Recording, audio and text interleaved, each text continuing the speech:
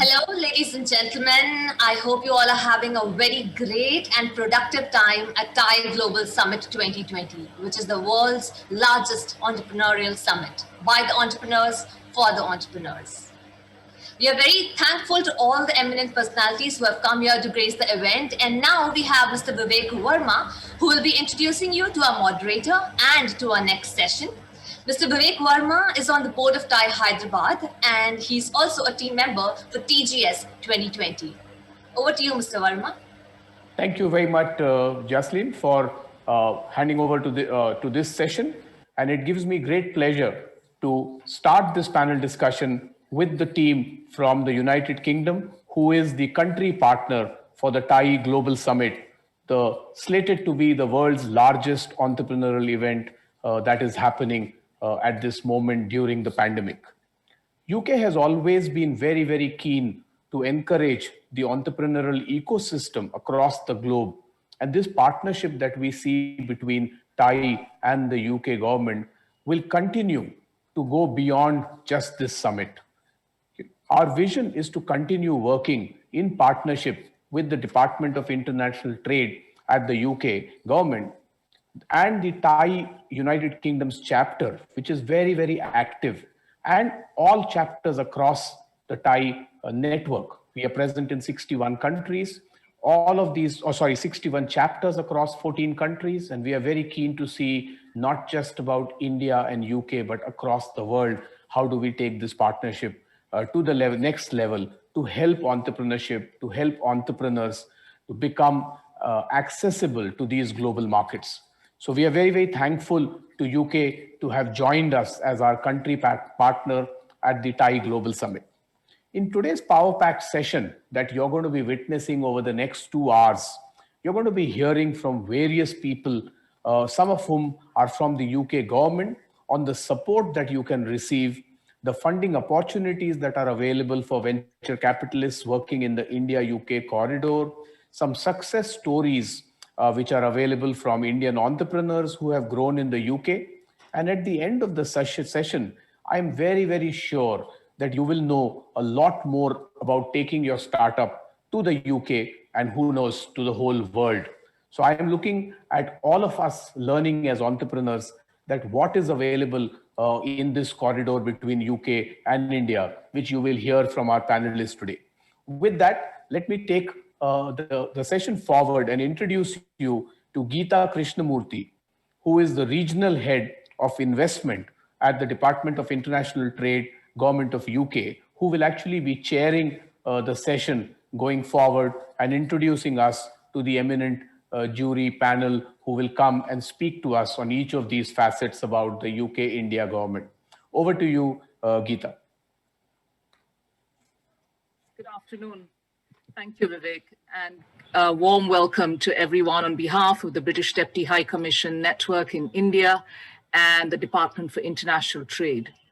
The Department for International Trade is delighted to be the country partner at the TIE Global Summit 2020. We couldn't have asked for a better opportunity to close the year on. The opportunity to celebrate the world-class capabilities and expertise of the entrepreneurs of both our nations, the UK and India. And though virtually, but what better city in India could we be in today? A city which is climbing the ladder in terms of FDI into the UK. The region continues to deliver incredibly on the life sciences and technology-focused strands of our initiatives. A prime example being Control Plus S, who's the main sponsor of this wonderful event, and is also an investor in the UK, one which we're very proud to have supported. This is a true testimony of the sort of company that comes to DIT, we support and sets up in the UK.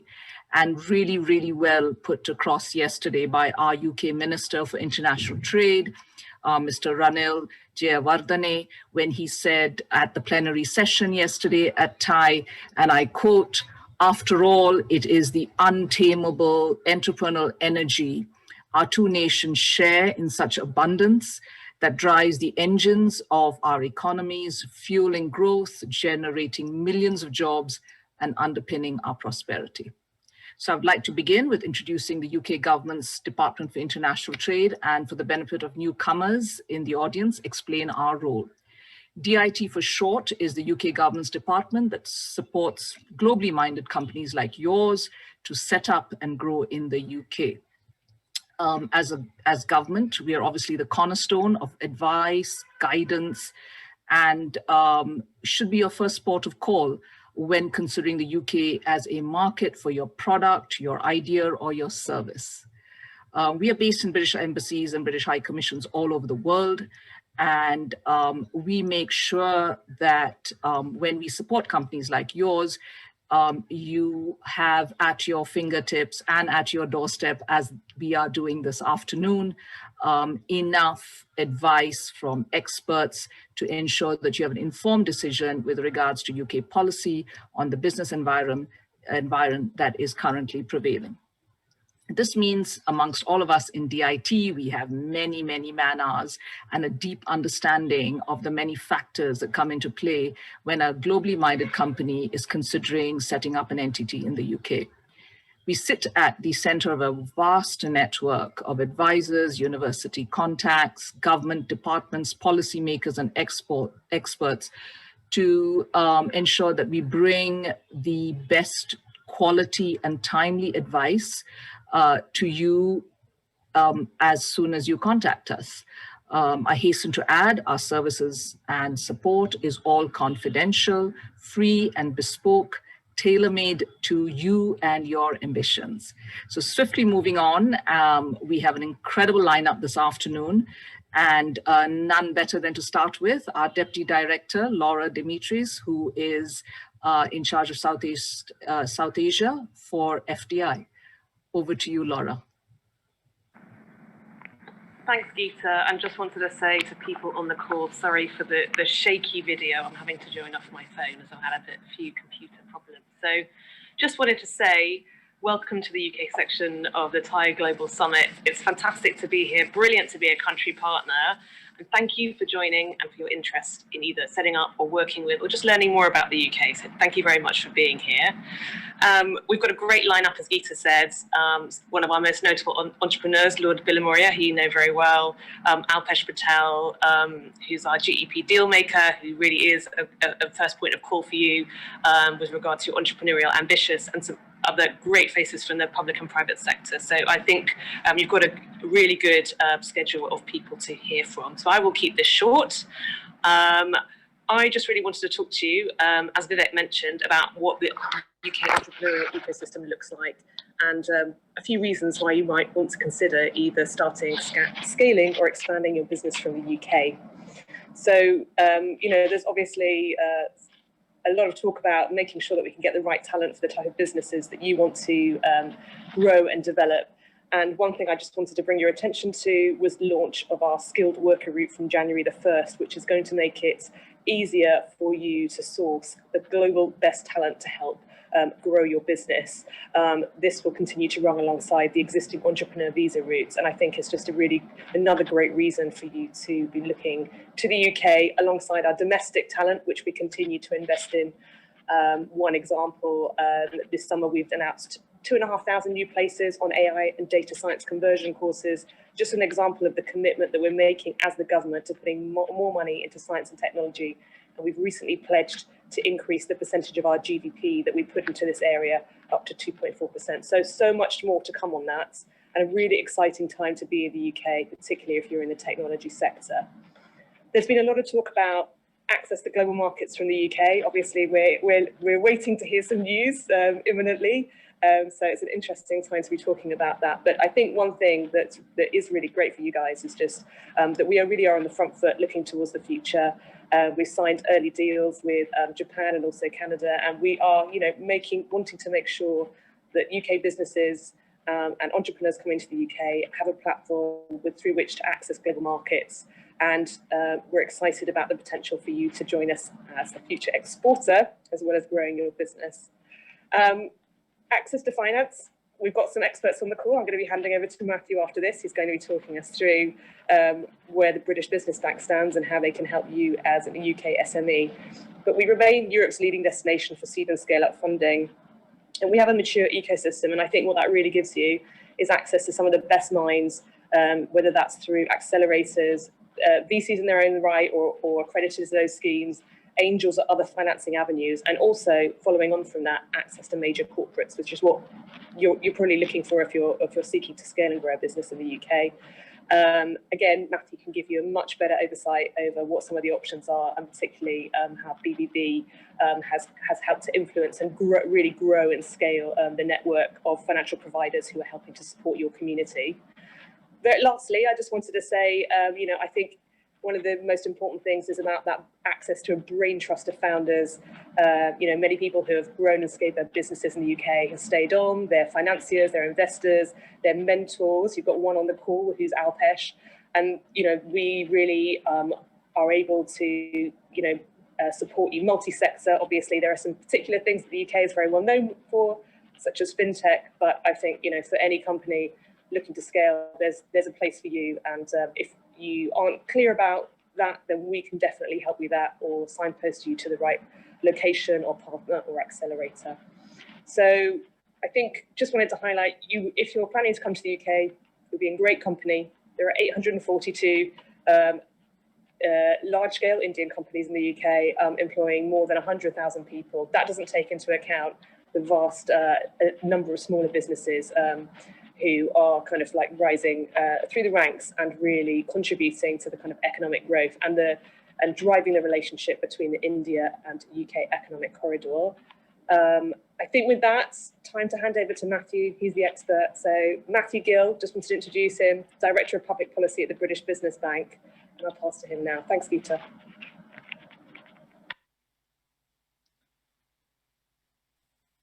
Thank you, Laura, and good afternoon, everybody.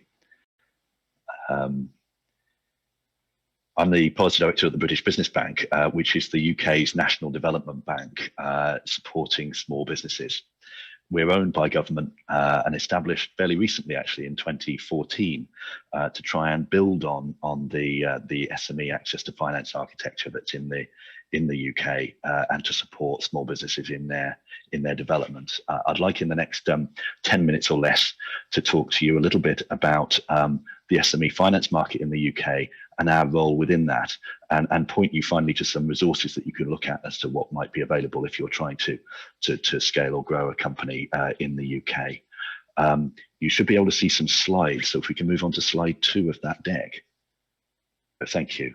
And so you can see that actually the majority of private sector employment and the majority of private sector turnover in the UK comes from smaller businesses. So the role of small businesses, startups, scale-ups is really significant to the UK. There are almost 6 million small businesses in the country, and they account for the vast majority of businesses and a huge proportion of the employees in UK business. So we're starting from a very strong base where there are lots of small businesses. The UK is one of the best places in the world to start a business. But what we've been doing in recent years is really trying to work on finance at the scale-up space and looking to enable firms to make it easier for them to expand and grow. So if we can move on to the next slide. This slide shows you a distribution within the UK of the small business population of high growth firms and also the distribution of equity finance that can support the growth of those firms. And so what we see is that the distribution of that finance is focused very much in London as compared to the regions, not only in absolute amount, but also relative to the number of high growth firms that there are there. So a lot of the work that we're doing is trying to ensure that finance is available all across the country rather than only in London. Next slide, please. What we're also trying to do is to address the fact that there is an opportunity to make it possible for firms to find even larger amounts of equity finance when they want to invest, and particularly in later rounds. These charts show that compared to the United States, the UK tends to have a smaller pool of funding available to a firm seeking a round, and it is harder to get those successive rounds of funding. If you were to compare these charts to the rest of Europe, the UK has much greater success already, but we're comparing to the largest sort of global venture capital market in order to see what the potential is for our growth. And a lot of our initiatives are focused on trying to further that agenda. And next slide, please. So our mission as the British Business Bank in this context is to try and make finance markets in the UK work better so that smaller businesses across the UK can prosper and grow. Next slide, please. And the way we do that is as a wholesale organisation. The British Business Bank doesn't have a direct relationship with small businesses, but it has a relationship with over 100 intermediary organisations who provide finance to small businesses. They range from business angels to asset finance providers to high street banks to peer-to-peer lenders. And we provide expertise and resources to those organizations to enable them to have a greater impact in the small business finance market. So private money comes in alongside ours, and we're able to extend their reach and capacity by providing our resources alongside theirs. Next slide, please.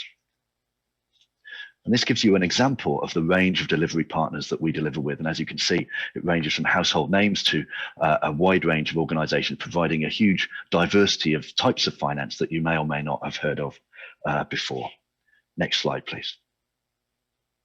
So the British Business Bank is aiming both to increase the amount of finance that's available to small businesses, but also the diversity of the finance market that's there. The range of products, as you saw from the previous slide, is huge. So you can find finance that is appropriate to your particular activity. We try to reduce regional imbalances in access to finance, as I mentioned, and we have specific regional funds set up to provide debt and equity finance in particular parts of the country. But we also recognize this is not just a supply side question. We also want to enable people to access that finance and to know where to look for it. And so I'll come on to point you towards some of the work that we have on this, but we have resources available to enable small businesses to find that finance, both online and also provided through regional intermediaries across the country that try and connect up the ecosystem and make it easier for small businesses to find the resources they need. And we're a centre of expertise on small business finance in the UK, advising government on how to participate in this market. And we try and achieve all of this in a commercially minded way. We're approaching small business finance markets as a participant alongside the private sector and trying to strengthen the commercial operation of that market rather than to displace it. Next slide, please. In order to deliver on those objectives, we have a range of programs in place, ranging from startup loans, where we provide loans to very small UK startups that are at inception, alongside some mentoring to support those firms, to perhaps most interesting to this audience is the middle section on scale-up funding. So there are different levels of equity funding that we support, ranging from angel funding through to early stage equity, through to some quite late stage equity. And the British Patient Capital subsidiary is our commercial subsidiary operating in the venture capital markets with 2.5 billion of resources to go in alongside the private sector and make sure that firms that are seeking successive funding rounds can find that funding in the UK successfully. We also operate debt programs and guarantee programs that you can see on the right-hand side to support debt finance within the UK. And we have those funds on a national basis, but we also have debt and equity in the north of England, the Midlands, and in the southwest, where we are supporting those specific areas with resources available to them. Next slide, please. Now, to some extent, I could have said all of that to you before March, before the COVID crisis. And since then, obviously, the bank has transformed and been delivering guarantee schemes that support lending to businesses post-COVID. And the three schemes mentioned on this slide are different forms of lending that we support for UK SMEs needing resource to cope with the COVID scheme. The largest of these is the bounce back loan scheme at the bottom, which is loans of up to £50,000, which is accessible very quickly to businesses within days of them needing it in response to the COVID crisis. Next slide, please. Alongside those debt schemes, we also have an equity scheme in response to the COVID crisis, which provides convertible debt alongside the private sector to support those firms that would be seeking equity finance at the moment, but find that particularly difficult due to the COVID circumstances. All of those schemes, the debt and equity schemes that I've just described for COVID, are currently open until the end of January. And obviously, TBC what the situation with the pandemic is going to be beyond that, and what the government will do. Next slide, please.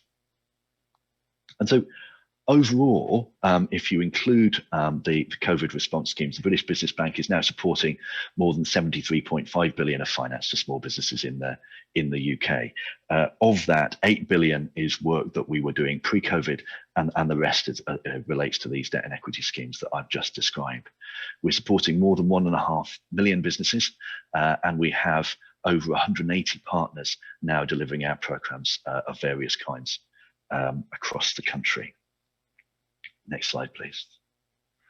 As I said, alongside the supply side work that we do and our interaction with small businesses across the country, we also produce a variety of publications which may be of interest to you if you're looking at investment in the UK. So I'd encourage you to have a look at the British Business Bank website for our research and publications, surveys, and deeper analysis of the SME finance market. Next slide, please. And finally, we have online, and there's a link there on the presentation page, our Finance Hub, which is a resource for businesses looking for finance to grow their business. And you can put in the specifics of your business into that website and be directed towards the resources that are most relevant to you. So I would encourage you to go and have a look at the resources that are available at that link after this session, if you would find it interesting. And if you have any further queries, do follow up in the first instance with the IT India. Thank you very much for listening. Thank you very much, Matthew. Succinct and to the time. No introduction needed. Mr. Alpesh Patel, India's favorite deal maker, in conversation with 3 of our GEP companies. Over to you, Alpesh.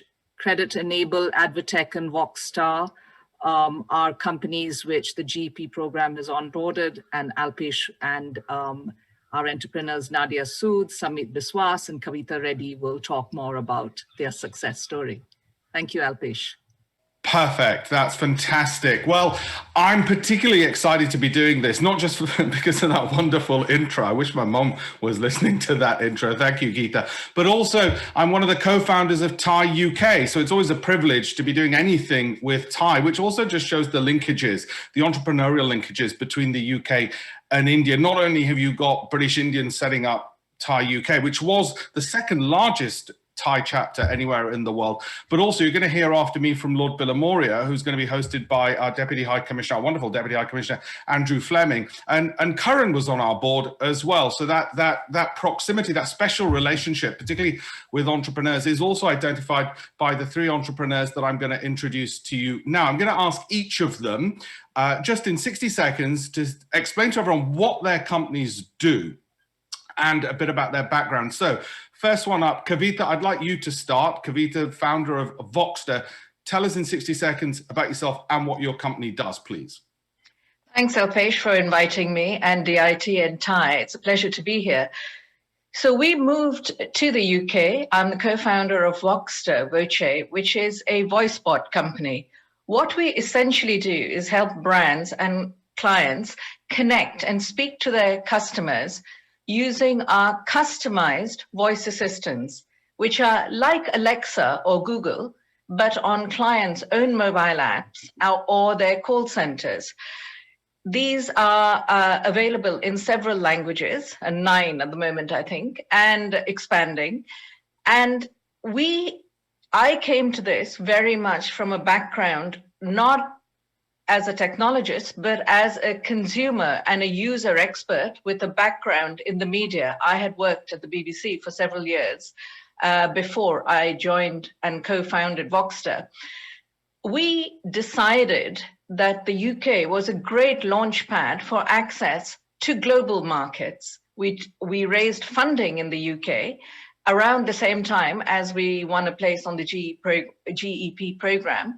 And we thought, looking at the sectors that we service, which are essentially financial services and e-commerce, to help people talk to their customers 24/7 with models including human customer service and our automated voice bots, the UK would allow us to access global markets. And that has been a belief that has been, very much proved true, because since moving here, we've had, contact with markets from the Middle East, with clients in the Middle East, clients in Europe, and of course, our home base in India.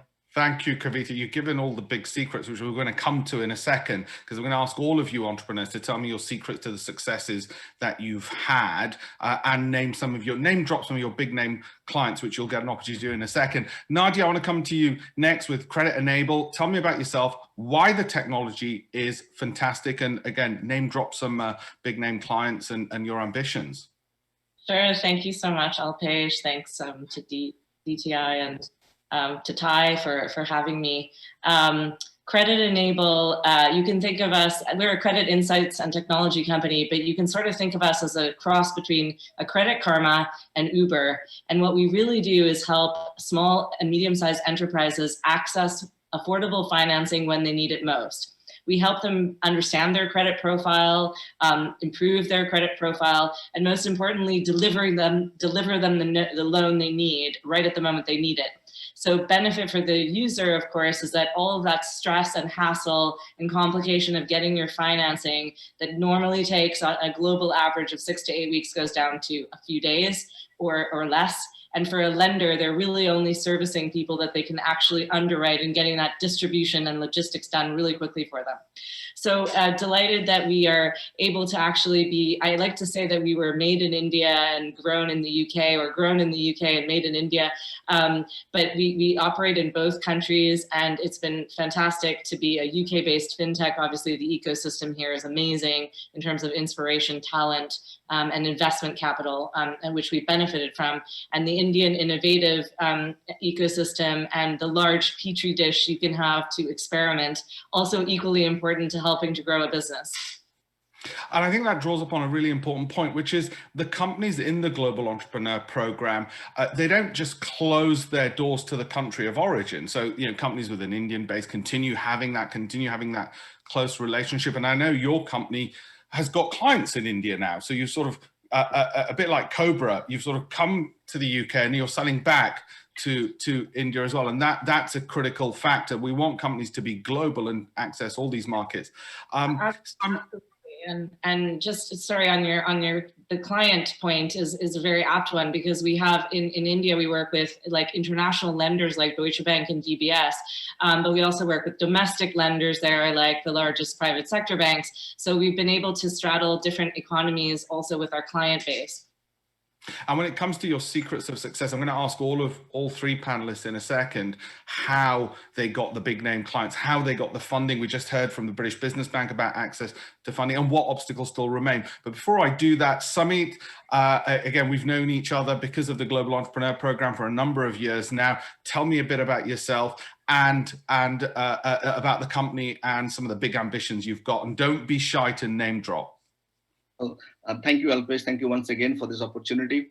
After I worked almost for 20 years in big multinationals in health tech and medtech sector like J&J Smith & Nephew, one personal story really changed my whole day. When one of my uncle is very close to my heart, he had a heart attack and we could not able to take him to the hospital on time because lack of transportation. And ultimately, when we reached to the hospital, he could not be saved because it is too late for him. So that really changed my whole aspect. So after 23 years in healthcare sector, one hand you have global class healthcare sector, other hand you have people who are not able to reach on time. So how do we manage that gap between the service provider and to the end user, like a patient? So looking into that, I started Advertech 2010 in India. And we are the first one when we started in 2010 to start Book My Ambulance. Is an ambulance booking platform where we just match the demand and supply and offer the ambulance on time. And so with the first one, we did very well. And then that time, when you launch it to the international market, we invited a couple of big people from various countries. And Patricia Hewitt, that time the health secretary, she was traveling and she was quite amazed by the whole model. He said, yeah, you could come to UK and we are having some challenges on ambulance dispatch. This could be a good model. And as we started back in 2010 in Kolkata, we do not have similar support resources to grow and build the business. And then I came in touch with you. So that changed our whole prospection of the business, whole lookout of the business. And then we think this is the best place. So we should go and start doing business. So in 2012, then we started operating in UK and London becoming headquarter. It was a fabulous journey. We have done extremely well, and I'll give you all those big names that people are trying to get that. Now, in our client list, we have NHS is one of client. We have 4 councils who are using our social transport model. We have 2 county councils who are already put us and their panel as a supplying of the adult social care model. And it really changed that whole service, because we're the first one now in the globe which are offering transportation, service and technology under one platform. That is with Hippo Mobility. The Hippo by name is different because of the disability, and we started this and we are getting very good success. We are the first one in the world offering the live transmission of the whole journey with remote medical monitoring. So when we are transporting the most vulnerable people in the vehicle, we make sure that they are taken care properly, they have been protected properly, and they have taken to their destination. Perfect. Thank you, Sami. And I think in case it's not already obvious to the audience, let me spell it out. The reason we want these types of outstanding entrepreneurs is because we know out of the UK, we can help them go global with all the resources you've already heard about, with the access to our networks, and that's our role. We want the DNA that is so commonly found in the Indian bloodstream, which is that DNA of entrepreneurship and that ambition to be global. But you guys have spoken obviously and rightly about your successes, but let's also be honest, it's not easy. You don't just turn up at Heathrow Airport or whatever and suddenly people are throwing money at you. So I want you to tell me about some of the big challenges you faced and how those were overcome. For instance, I'm going to start with you first, Kavita.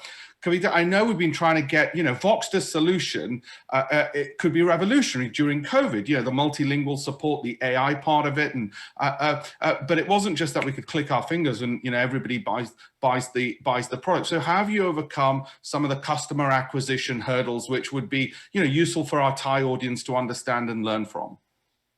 You're right, Alpesh. I mean, whilst it's nice to imagine that we get off to a flying start, there are obviously obstacles along the way.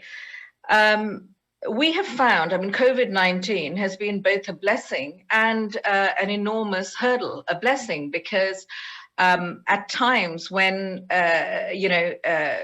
companies are looking to furlough staff, retail outlets and shop fronts are closed or banks are closed, it's really important for them to stay open, to keep talking and listening to the customer. And that's where we come in with our virtual bots.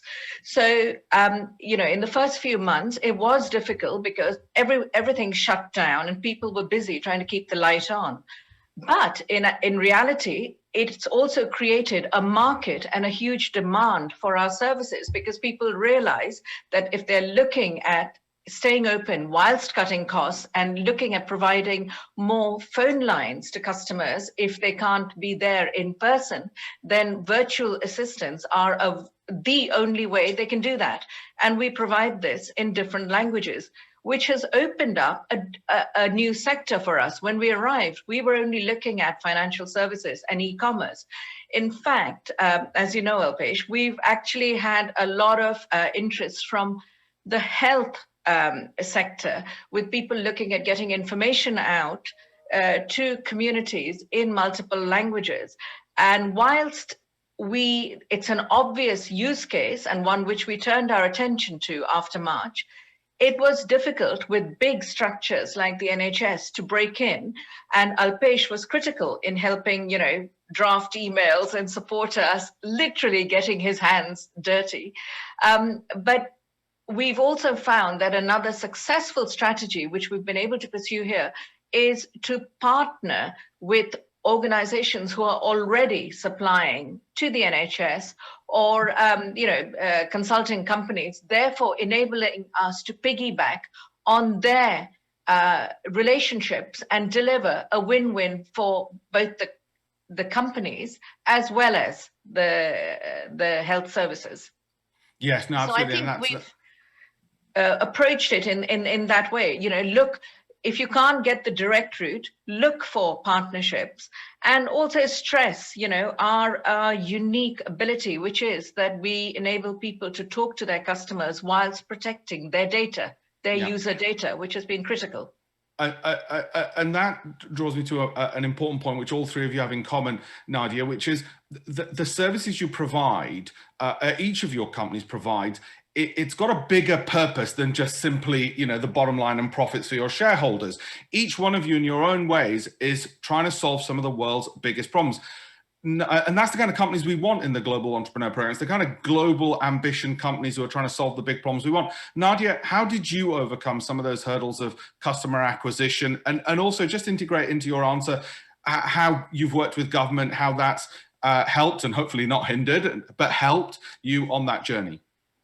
Yeah, sure. So like the healthcare sector, the financial services sector is difficult to penetrate. You're working with large financial institutions. In India, we work with Kotak Mahindra Bank, Bajaj, a whole slew of different organizations. They have different onboarding processes. They're less or more speedy depending on how digitized they are.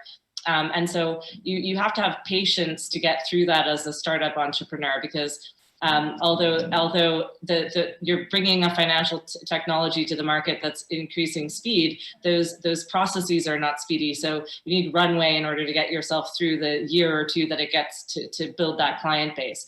How government has been, and what we really did was try to use the government channels as much as we could to break into some of those institutions at senior levels. So not just the UK government at the national level, but also even the mayor's program, which we were in the UK, which also helped us access some of those clients. And what I think government and what the government's role as that broker, that convener role, where they can really attract the senior level participation, can go really far to helping you get in the door a lot faster than you would ever be able to get in on your own. And that's something you do so extraordinarily well as well, Alpesh, to support companies. But certainly we've benefited from that. You're both very kind, but I think it's important what you're saying is that those government resources from all our colleagues at the high commissions and deputy high commissions are out there. The Department for International Trade, when the UK government says it really wants to work with entrepreneurs, it's not just lip service, it really wants to do all it can. Sumi, I know your company should have about £100 million in funding, and I know we're still working on that journey. Tell me about some of the hurdles, how you overcome them, share some of the secrets to success that you've had in overcoming those hurdles to the audience. The best thing I can start with, because my first visa application was been declined, and because a lack of time, anybody I can bet on it in this world, if the visa application declined 5 times, they say, now give it. It is not my cup of tea. But thank you for this GEP team, the visa and immigration team, Mark, Julian, Vivek, all these guys are extremely useful, knowledgeable, and they know how to tackle each and every individual cases and then come to solution. And when I'm talking to you, I'm very happy to share that I got my ILR just yesterday. And after 1 day application, so I submitted document on Friday, I got it on Tuesday morning, 8 o'clock, then your ILR has been approved. So this is the kind of support you are getting. And hurdle, Alpesh, it is, and I always say, the 5 fingers are not always same. Be it in India, be it in UK, hurdle are always there. We are entrepreneurs, and that is the reason we are entrepreneurs. We are going against all odds. And I know I till date we are not able to raise any money for my business, but I do not have any sad setback or anything, because that is not my cup of tea. I realize everybody has certain sets of skill. So my skill is to understand the market, build business and solution. And as you said, thankfully we are solving a solution which is a global challenge now. Everybody is living longer. And if you see globally, almost 8 to 10% people are registered as disabled. But unfortunately, they do not have any dedicated transportation for them. We heard stories every day and out. Companies like Uber, Lyft, additionally, everybody put passenger in a car. A blind person has been dropped middle of the road. They do not know where to go. So these are real-time challenges. And with hypermobility, we are very satisfied that we are solving those solutions.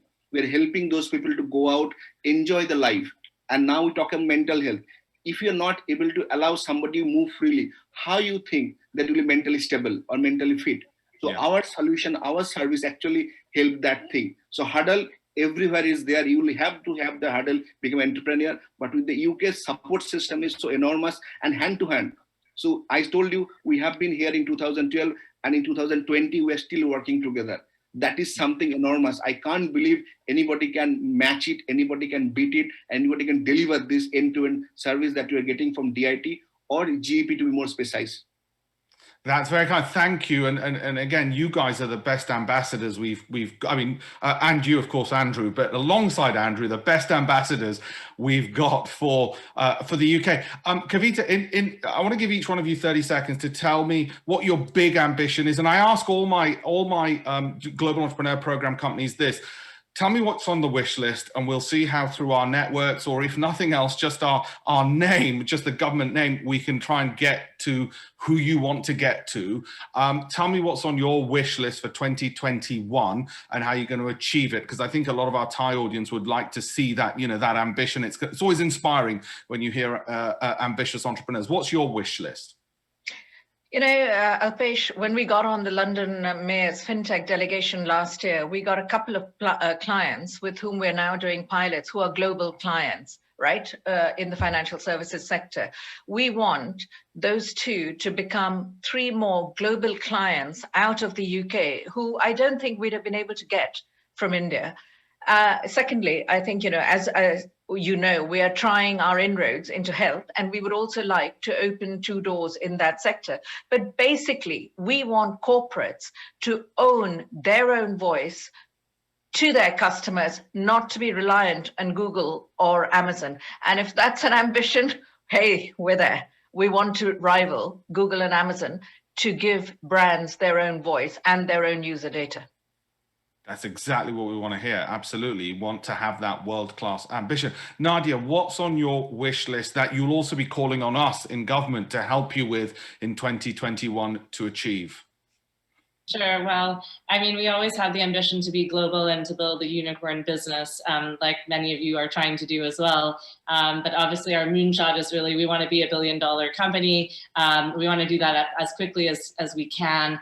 And importantly, we've built a very nifty and efficient managed marketplace in India, and obviously we'd love to be able to replicate that model in the UK, where the need for SMEs to get financing in an effective and efficient manner when they need it most hasn't gone away because of COVID. It's only become more urgent of a need. So entering the UK and then going further abroad into other markets will be definitely the things we'll be relying on yourselves to help us with. And Nadia, if there was one client you don't quite have yet that you want to get your hands on in 2021, is there one you can name that we can sort of focus our energies on to help you try and get?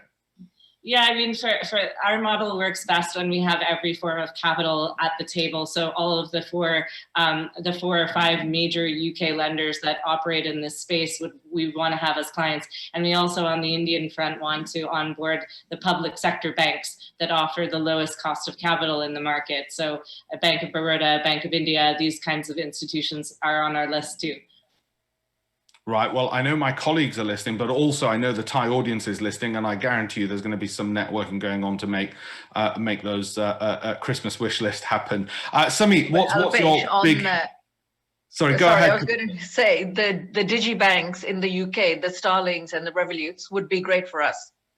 Right. Well, Anne Bowden at Starling, I happen to know. Right. After this call, we'll get that intro sorted, Kavita. Samit. So people can see some of the deal making happening on air. Okay, so Samit, tell me, big hairy goal for 2021. Yeah, I simply speak, I can't ask more than what you're getting from your team, GEP and DIT overall. But that gives us opportunity. So we have been invited by now US to start operation, which we are planning to launch by maybe March next year. We've been invited by German Trade and Investment and Thailand. Thailand is giving us 8 years tax holidays. and zero import duty on anything. So this is something really, and it won't be possible without the help and exposure of the GEP and DIT. And we want to be a partner of every disabled person in the world so that they can move freely the way they want, the way they wish. And that is the whole idea.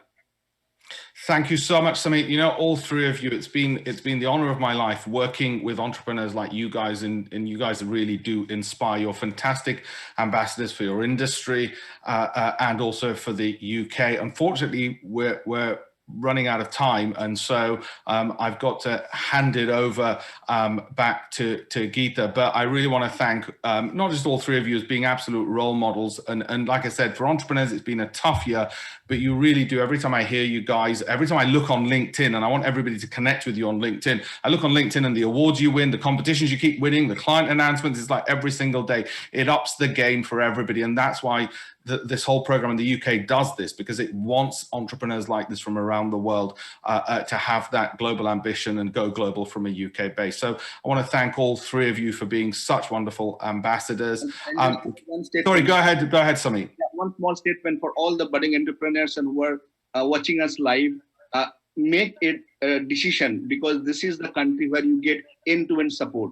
And I can tell you, because when this COVID happens, we are just do not know what happened. But the way the British bank, and thanks to again a person like Gill who really helped us to get this thing, the money really came the next day. So we do not know. The business suddenly stopped. 31st March, we made a profit last year. 1st April, no business. And then the business bank, bounce bank loan comes, and that really helped us. The whole ecosystem is so entrepreneurial friendly. I can't compare it to anybody in the world that offering these end-to-end services. Thank you, Samit. We're going to make sure the Prime Minister, not just of the UK, but pretty much every other country, gets to hear what you guys have just said. And look, I can't let a man have the last word. It's got to be ladies have the last word. Kavita, Nadia, do you want to come in with a last minute comment, either of you? I think the practical advice has been, down to, how you claim back tax credits on your R&D, which is critical for people like us because we invest a lot. We came here with a couple of research partnerships and a vision. We've ended up with a product and clients and a lot of visibility. I can't emphasize that enough. It works. Britain works for startups. Thank you. Thank you, Nadia. Yeah, absolutely. I think there's so many infrastructure pieces in place, including the R&D tax credits, which are vital to anybody working in the technology space in any shape or form, as well as the government's real dedication to connecting you to commercial opportunities. So, recently I just spoke on a panel that I was invited to by DTI, and out of that has come a major banking client. So it actually does really work in practice. And I'm grateful to also have just become a British citizen after many years of being here.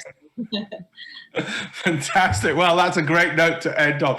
Many congratulations on your citizenship, and welcome to becoming one of us. Fantastic to hear. Geeta, over to you. Thank you very much, Alpesh. Once again, gentlemen, you have it here, right from the UK government's deal maker, Alpesh Patel, and OBE, telling us exactly how it's done in the UK as an entrepreneur. You didn't hear it from us, you heard it from our own contacts, who are now our friends, and whom we have remained by their side as their business has grown. So it's all about entrepreneurship, and I love the line, UK works for entrepreneurs. We should use that, Kavita.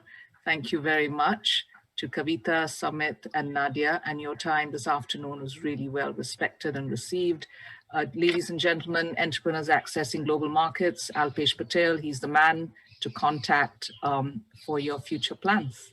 Thank you, Alpesh. Thank you. Swiftly moving on to our next expert, Richard Stubbs is the CEO, Executive Officer with Yorkshire and Humber Academic Health Science Network, which is part of the Northern Powerhouse region. Richard focuses on life sciences as a key sector. And presently, as everyone knows, the region is very well known to Hyderabadis because Dr. Reddy's has two offices in Yorkshire. So a region which is very, very popular in Andhra Pradesh and Telangana. Richard, are you online now? Could we bring you into the session? Hello, Geeta. Yes, I'm here. Can you hear me? Perfect. Lovely. Welcome, Richard, and thank you for making the time. Thank you for having me. It's a pleasure to be here. I'm just going to very quickly share some slides with you all, and I'm going to give you a brief introduction to some of the strengths of the Northern Powerhouse region. As I said, as Geeta mentioned, my name is Richard Stubbs. I'm the Chief Executive of the Yorkshire and Humber Academic Health Science Network, commonly called an AHSN. And I just want to spend the next 10 minutes talking about some of the health and life science strengths within the north of England, which is commonly called the Northern Powerhouse, as Geeta mentioned. Just to talk to you slightly about the academic health science networks, we are an organisation or a set of organisations who are absolutely focused on the adoption of innovation in health and life sciences. We work on behalf of our national government commissioners to be the innovation arm of the National Health Service. And we do that often by importing the best of global health innovation. We support clinical entrepreneurs, both here in the UK, but also internationally. And we work with international partners to tackle shared health challenges. So we're often working with countries such as India to tackle some of those really wicked global challenges that we all face and how health innovation has a role to play. And we're interested in both importing excellence and also exporting some of the value offer that the UK system has to play. We're also very, very pleased to provide really warm welcome for businesses coming into the UK, which is something that we do an awful lot. So as I said, I'm here really to talk not so much about the UK, but about the Northern Powerhouse.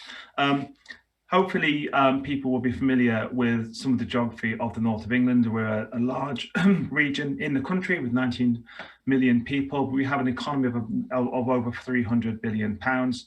From a life science sector perspective, we have over 50,000 people employed in the private sector. And we have grown more private sector life science jobs here in the north of England than London and the southeast over the last decade. We have 1,300 life science companies and organisations, and as Geeta mentioned, Dr. Reddy's Laboratories sits proudly within our Yorkshire region. We are a significant economy when it comes to health and life sciences. I just want to say a word about Yorkshire and Humber, because that's obviously a region that I know and love and live in and work in. In the Yorkshire and Humber region, we have 650 life science companies of our own. That's more than Oxford and Cambridge combined. And I think for me, the headline of my presentation today is to encourage my Indian colleagues to really look to the north of England as a fantastic landing point for your health, life science innovations and bringing your companies into the UK. We have a world-leading corridor for innovation capabilities in manufacturing, design and development. And there's huge, strong potential for Indian companies to collaborate with our region's businesses on projects involving aerospace, automotive and healthcare technologies, particularly on digitisation, which I'll say a word or two about in just a second. Right where I'm sitting right now, we have huge advanced manufacturing capabilities through our Global Innovation Network and what we refer to as our Advanced Manufacturing Research Centre, which offer extensive investment opportunities for Indian companies.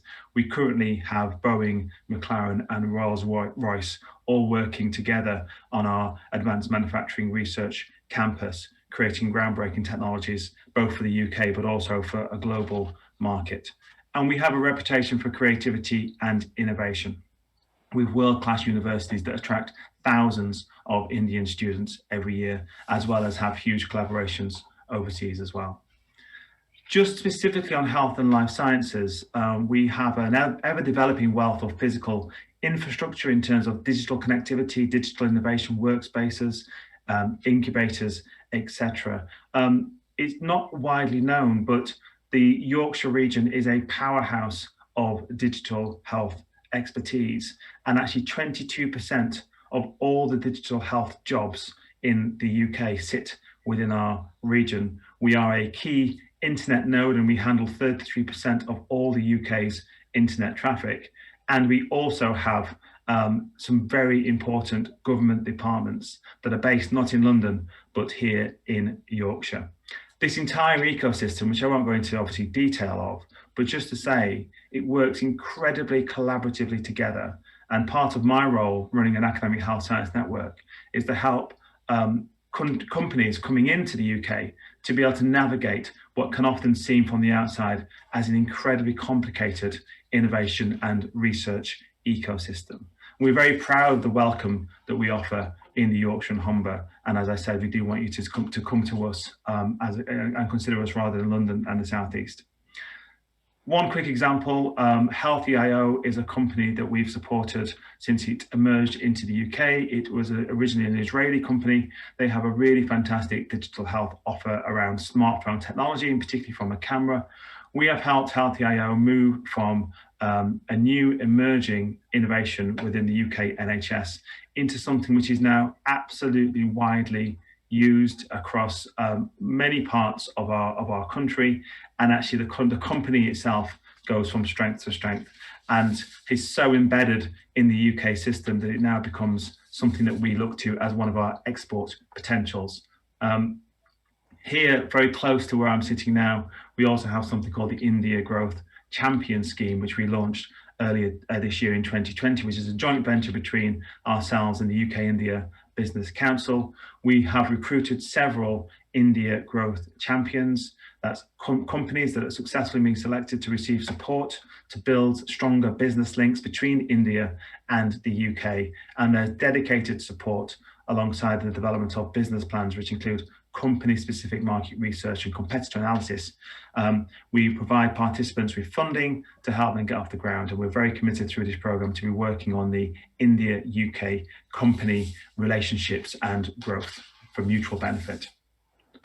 And just to conclude, because I know this is a quick run through some of the assets of the North, we're very, very interested in continuing this conversation. I hope what I've been able to do is give you a flavour of some of the assets that exist outside of London and the South East. As I mentioned, the Northern Powerhouse has a phenomenal health and life sciences industrial background, as well as many other sectors I've mentioned already: aerospace, automotive, etc. But please do get in touch and continue the conversation. As I say, there's many examples that we can talk about the kind of warm welcome that we've given to companies looking to grow and build into the UK, and I'll be delighted to talk to anybody after this meeting and continue that conversation. But that's all I have time for, sadly, so I'll leave it there. But thank you so much for your time, and as I say, it's an absolute privilege to be speaking to you today. Thank you. Thank you very much, Richard. May I urge you to put your contact details in the chat box for the benefit of our audience, as well as colleagues of mine from across the network and representatives of other regions in the UK who I know are in the audience. And if you're one of our DIT representatives or even partner representatives, please do use the chat function, or the audience would like to know who you are, where you're based across India, and would be able to get in touch with you in their cities. Over to the next session. Dr. Andrew Fleming, our Deputy High Commissioner to Andhra Pradesh and Telangana. Warmly welcome you, Andrew. You are a celebrity anyway, so you need very little introduction in Hyderabad and definitely in the entire state. Our guest today is Lord Karan Billamoria. Karan, I think it's fair to say you're a Hyderabadi first, and one we're very proud of. I would not dare to do any more introductions, because yesterday the Minister Ranil Jayawardene's entire speech, I think, was about Karan. So I think it's just wonderful that you're here with us today. And thank you very much for making the time to take part in this chat, fireside chat with Andrew. Great pleasure to be here with all of you and to be with TIE, which I've been proud to be a founding charter member in the UK for many, many years now. And also with Deputy High Commissioner Andrew Fleming as well. Great to see you. And so many friends, including my friend Alpesh Patel, a great ambassador for Britain and for entrepreneurship in between the UK and India in particular. Yes, good morning, good afternoon, depending where you are. I think it's actually the afternoon even for you now, Karen. But thank you very much for joining us. I'm Andrew Fleming, the Deputy High Commissioner to Andhra Pradesh and Telangana, and it's my great honour to say a few introductory words about Lord Bill, who really has been the most wonderful friend since I was appointed here over 3 years ago. I do actually remember in 2017, very early on, before I came to Hyderabad, how he took time out to come to a reception that the then Foreign and Commonwealth Office organised for all the new heads of post that were going off. In fact, I was really lucky that many of those invited on my behalf chose to turn up that evening. But ever since then, I think we've maintained a very useful contact and relationship. Because, Karen, we have friends from beyond Hyderabad joining us, I wanted to say a few words about you by introduction. Perhaps for my generation, I might say you were best known, maybe even revered in my age group as the founder of Cobra Beer, which really was an innovation of our time. And as Geeta has said, the Trade Minister warmly spoke about yesterday in the inaugural session. And certainly it transformed the dining experience for our nation of curry lovers with just introducing the perfect accompaniment. But besides being the chairman of Cobra Beer Partnership Limited and chairman of Molson Coors Cobra India, Lord Bill today is so much more. He's the founding chairman of the UK India Business Council, a deputy lieutenant of Greater London, chancellor of the University of Birmingham, and a former chancellor of the Thames Valley University, which I mention specifically because when appointed, he was the youngest ever chancellor to be appointed to a UK university. Karen was also a former senior non-executive director of the Booker Group, now Tesco PLC, and is one of the first two visiting entrepreneurs at the University of Cambridge, and a founding member of the Prime Minister's India Global Advisory Council. In 2006, Karen was appointed the Lord Bill of Chelsea, making him the first Zoroastrian Farsi to sit in the House of Lords. And in 2008, he was awarded the Pravasi Bhatri Samman by the President of India. He's an honorary fellow of Sydney Sussex College, Cambridge, and chairman of the advisory board and the Judge Business School, Cambridge University. He qualified as a chartered accountant with Ernst Young and graduated in law from the University of Cambridge. And he is also an alumni through executive education of both the Cranfield School of Management, London Business School, and Harvard Business School. In 2014, he was installed as the 7th Chancellor of the University of Birmingham, making him the first Indian-born Chancellor of a Russell Group University in Great Britain. Karen is also President of the UK Council for International Student Affairs. Since 2017, Lord Bill has finally, I've come to the end of the list, been a Bynum Tudor Fellow at the Kellogg College, University of Oxford. And of course, quite recently, last year, he was elected President of the CBI, taking up the post in June 2020. So, quite an impressive list, but one I wanted to share. Karen, many firsts in your life, clearly here, but are you the first Hyderabadi to be appointed to the House of Lords? Andrew, thank you for that very kind introduction, and it's terrific to be here. Yes, I am. I'm very proud to be not only the first Zoroastrian Parsi to be appointed to the House of Lords, but also the first Hyderabadi as well. And Hyderabad, of course, is the city I was born in. The first school that I went to was in Hyderabad, a kindergarten school called Mrs. Roche's, And I also later attended the Hyderabad Public School. And then I did my first degree at Osmania University in Commerce. Before I came out to the UK, I graduated at 19. So Hyderabad is very much part of my life. My mother's family are from there, and all my mother's relations live in Hyderabad, and I go there several times a year in a normal year. And I haven't been there since February, and I'm missing it. Well, we can't wait to have you back. I'm sure many people in Hyderabad feel the same, and we're counting the days down to when that happens.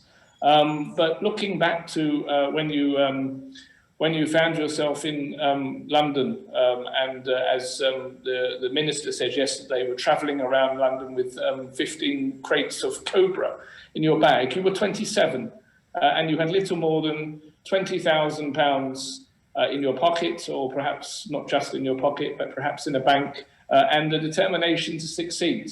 A passionate advocate for entrepreneurship and business being seen as a force for good, and a beacon of constant adaptability and resilience. Let's talk about adaptability. As a child of a lieutenant general in the Indian Army, you were surely used to moving home every 2 or 3 years between very, very different locations, from Kerala to Rajasthan to Delhi and so on. And also you were sent off for a brief spell at a school in England, I believe. Tell us about your learning from these rich experiences, and what about resilience as an entrepreneur? The first I must correct you, Andrew, if I may. I didn't have £20,000. I had £20,000 of student debt to pay off, which sadly students today have much more than that. And I didn't have the proverbial £5 in my pocket when I came to the country. I had debt to pay off, and I had to raise every penny. I still remember the first bank overdraft that I got from Lloyd's Bank on Edgware Road in London for £7,500, and that was a major feat to get that.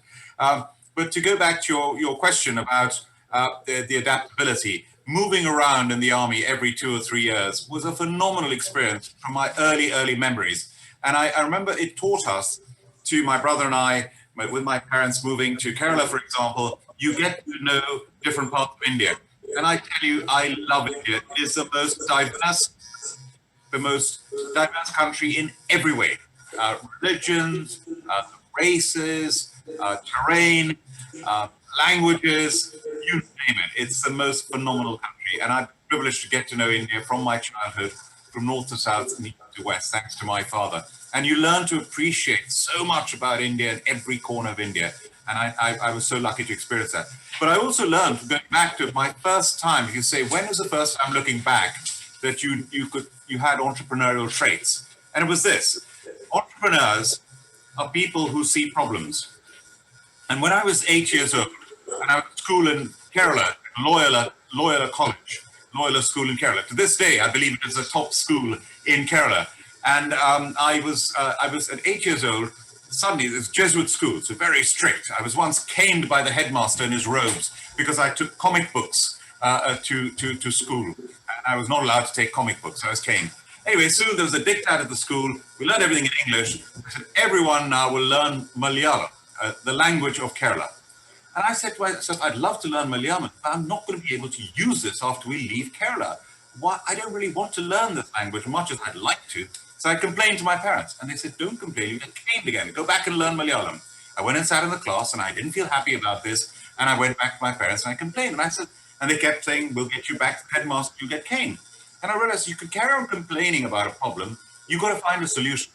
So I went back to my parents, and I said, you know something? Wherever else you get posted in India, Hindi is the national language of India. I'm going to have to learn Hindi in some time. Why can't I learn Hindi? Because they don't have Hindi teachers here in Kerala. Go back and learn Malayalam. But I planted an idea, and my father spoke to the headmaster, and within a month, there were 26 of us in a class with a Hindi teacher. And there was a solution. And there were other people who also, like me, wanted to learn Hindi. And so entrepreneurship is about spotting problems, but also finding solutions. And that's exactly how I started Cobra Beer, where I love beer, but I hated fizzy lagers. I love English ale. And I said, how can I produce a beer that has a refreshment of a lager, smoothness of an ale combined, that will accompany all food, including Indian food, and have a globally appealing taste? And also a beer that will put India and the UK together. And I brewed it in Bangalore in India for the first 7 years. What a fantastic set of stories. Thank you for that. And I'm sure with the pandemic, as many businesses across the world, there's a need to adapt and change things. So can you tell us a bit about how Cobra are managing with the impact of COVID? The impact of COVID has been truly extraordinary. I started Cobra in a recession, and so I know that you can start a business at any time, and however tough the environment is, you can start a business. But I also realized that there is one word that sets apart entrepreneurs, and that is the word guts. And you've got Nadia Sood over here as well, who's going to be joining us. Alpesh knows all about this. That it's the word guts. You've got to have the guts to do it in the first place, when you're giving up all the other opportunities you might have, taking that risk. But more importantly is you've got to have the guts to stick with it when others would give up.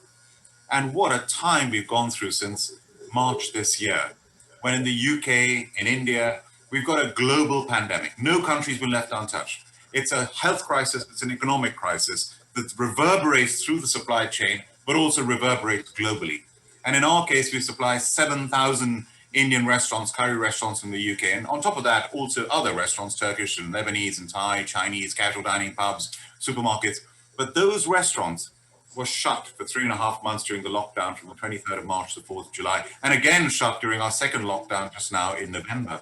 So how do you survive when you lose your business? It's shut down for 4.5 months in a year. And that resilience that you've got to have as a business is extraordinary. And we've seen in India, we've seen in the UK how strong businesses can be. But you've got to adapt. You've got to adapt to do what we're doing now and adapted and adopted technology that would normally take over 2 years in 2 months. That is how amazing we are. Just look in Cobra. At one stage, we were down to one stock keeping unit, big bottle of Cobra, no draft beer, no small bottles, no cans, no multi-packs, one stock keeping unit selling in the supermarkets. And we had to survive on that one stock keeping unit. And you do it. And then when the market opens up again, you've got to ramp up your production, bring everything else back online, not knowing how long that's going to be open for. It was open July, August, September, and then suddenly the second wave started to happen. We had another lockdown. So you've got to be adaptable. And I have this mantra, adapt or die. And in my journey, there are many, many times when we've had to make the decisions, this crucial decisions. If I hadn't made the right decision, I wouldn't be here talking to you. And one of those, for example, is moving the production from Bangalore to the UK, which we had to do 7 years after producing in India. And it was the right decision to do at that time, and we've grown from there. Okay, thank you for that, Karen. And of course, for many businesses, government support has also been key. How do you see the government's response? So another lesson I've learned in this crisis, one is, of course, is adapting. The other, and being resilient. The other is what has worked is collaboration. What has not worked is government trying to do things on its own. And what has not worked is if business has been on its own without the government support. And Andrew, what you just mentioned, I mean, the government support we've had in the UK has been extraordinary. And if you look at it, whatever way you look at it, as percentage of GDP, whether it's the direct support, whether it's via loans, we've been right up there. And we've also been very innovative in the forms of support we've given. So, by the way, can you hear me clearly? I've got a bit of an echo, but as long as you all don't. I think it's slightly like that, but I think it's probably just a blip. So please carry on. I think we can hear you. As long as the message is getting through. Yeah. So the job, for example, the job retention scheme, the furlough scheme, that was a pioneering scheme in the world at the time. It's cost us tens of billions of pounds. And it saved 9 million jobs. So the government guarantees 80% of somebody's salary. Similarly, for self-employed people, 2.5 million self-employed jobs, again, 80% guaranteed. What a scheme. The government loans that we've given 100% government guaranteed loans to businesses, particularly to SMEs. In India, of course, you say MSMEs, micro, small and medium-sized enterprises. And those loans, 1.3 million of those loans at an average of £30,000 each that have saved so many businesses and jobs. And those are two examples, huge government measures that have now totaled almost £300 billion, the cost of those. It's extraordinary. So that government support has helped save jobs, because if you save the business and you save the jobs, when we bounce back, which we will, in the spring of next year, hopefully, then you've got to have the business and jobs there to actually make the recovery happen. And we can do that. But if we've lost those jobs and we have long-term unemployment and youth unemployment, that's what we're trying to avoid. Collaboration message. It cannot work on its own. Government trying to do certain things on its own hasn't worked. What worked is when it's collaboration. If you look at the hospitals we've set up in Britain from scratch, the Nightingale Hospital in London was the first one. We saw pictures of Chinese building hospitals in days and we said, oh, only the Chinese can do this. Well, hang on. When the private sector, the Excel Centre, the largest exhibition centre, one of the largest exhibition centres in the world in East London, along with the armed forces, engineers, along with the National Health Service, along with the local University of East London, in 9 days we built a 4,000-bed critical care bed hospital and then replicate around the country. The vaccination programme. Do you know yesterday we celebrated what we call in the UK V-Day, the first vaccination. We actually celebrated because the first vaccination passing clinical trials, formally approved by the MHRA, was given to a 90-year-old lady. And you know, that was done in 6 months. The vaccine task force headed by Kate Bingham, a private sector individual brought in, reporting straight to the Prime Minister, working with the Department of Business, with civil servants supporting her, working with the pharmaceutical industry, working with the biotech industry, and then getting vaccines, procuring vaccines. We've got over 350 million vaccines procured from a range of people around the world, including Americans, German-American collaborations, including our own Oxford AstraZeneca. And look at what we've done. It's amazing. I think 6 months. We've done that in 6 months. It would not have happened without collaboration. And it's a case study, and I'm proud of Britain taking the lead in this with Oxford University, which my friend Alpesh is an alumnus of, and I'm now proud to be a fellow there. It's AstraZeneca, a British-Swedish company headquartered in Cambridge. And wait for this, collaborating with the Serum Institute of India, my fellow Parsis, Cyrus and Adar Poonawalla, the biggest vaccine manufacturers in the world. And I tell you, Cyrus deserves a Nobel Prize. The tens of millions of lives he has saved over the years with children who've been vaccinated by his vaccines that are at such an affordable price around the world that he's done over all these years is absolutely extraordinary. I witnessed him getting an honorary doctorate at Oxford last year, and look at it this year with the Jenner Institute at Oxford. They've got a 1 billion dose contract of the Oxford AstraZeneca vaccine, and that's going to save billions of lives. I think the image of the 90-year-old lady getting a vaccination from a Filipino nurse, I believe, which also underlines the UK's real multiculturalism, was something that rightly has gone viral everywhere, and I think given everybody much hope. But I mean, reflecting back over the last 9 months, you've talked a bit about COBRA, but from a more general point of view, is there one lesson that stands out that you would like to highlight? Over the last 9 months? Yes. Yes, so I would say, at the beginning of the crisis in March, one of my professors, so I first met him when he was Dean of the London Business School, and I set up a program with YPO, the Young Presidents Organization there, the Entrepreneurial Growth Program, with John Quelch. He then went back to Harvard, and he taught me when I was doing my executive education courses there. And he now runs the Miami Business School. Right at the beginning of the crisis in March, he sent me an email, and he said, here are the 7 C's of leadership in a crisis. And of course, the true test of leadership is not in the good times. The true test of leadership is in adversity. And I've looked at these 7 C's every day since March to now, and he's been so right. So to answer your question, Andrew, 7 C's. 1, calm. 2, confidence. 3, communicate. 4, collaborate. 5, community. 6, compassion. And 7, cash. Very good. Thank you for that. And you used the phrase building back better in an earlier answer. What does building back better mean personally to you, Karen? And here's another example. That's a great question. Another example of in a crisis, the natural impression or tendency might be to just head down and put your head in the sand and hope that it all goes away. It's the boldness, and the Duke of Wellington, fortune favors the bold. That was his motto, the great military leader. Now, if you look at what's happened in this crisis and look back to history, I always say the best way to predict the future is to look to the past. In the Second World War, 1942, middle of the Second World War, the government commissioned the Beveridge Report in the middle of a world war. That report prepared its report, delivered its report, and after the war finished in 1945, it was implemented. And what happened? That is what created the welfare state and the National Health Service that transformed the history and future of Great Britain. So similarly, now is the opportunity to take that attitude. So at the CBI, for example, the CBI, our counterpart in India is the CII, and we work very closely together. And the Confederation of British Industry, we produced the Heath Commission report in July, which I was privileged to chair with the University of Birmingham, taking part as well.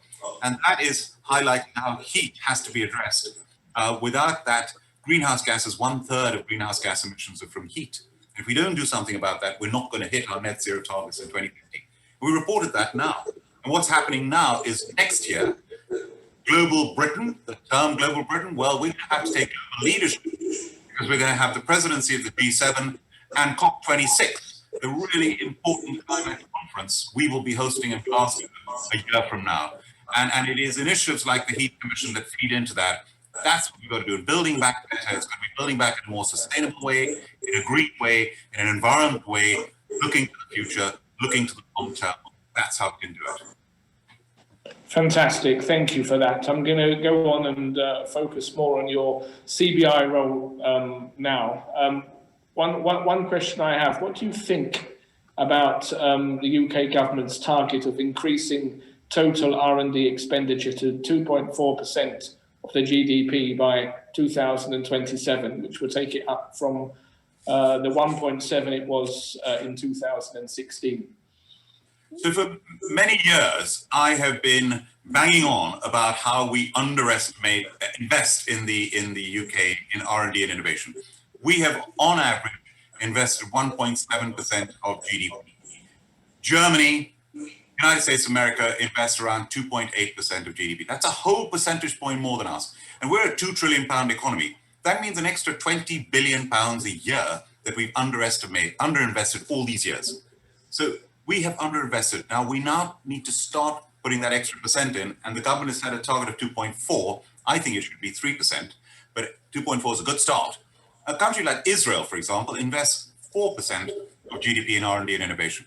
And recently, I was a member of the Universities and Business Task Force, and in which the Vice Chancellor of the University of Oxford was also a fellow member of the task force. We reported last month, and we highlighted how important it is for universities and businesses to work collaboratively together, and also how important it is not just for government investment in R&D and innovation, but private sector investment. And wait for this, the big insight. Big insight was you need to get that investment from outside as input investment as well. And this is where I think Britain has a great strength, that we are always, at any year, number 2 or 3 country in the world as a magnet for attracting inward investment. As long as we do that, we attract that investment, we can invest in R&D and innovation. That's what powers ahead the productivity of the country and makes us even more competitive, and the ability to partner with countries like India even more so. As you say, Karen, UK is one of the top 3 countries in the world for inward investment. And the main reasons are that we are an open economy with a competitive environment. We're entrepreneur friendly. And I think the session, but one before this, very much demonstrated that.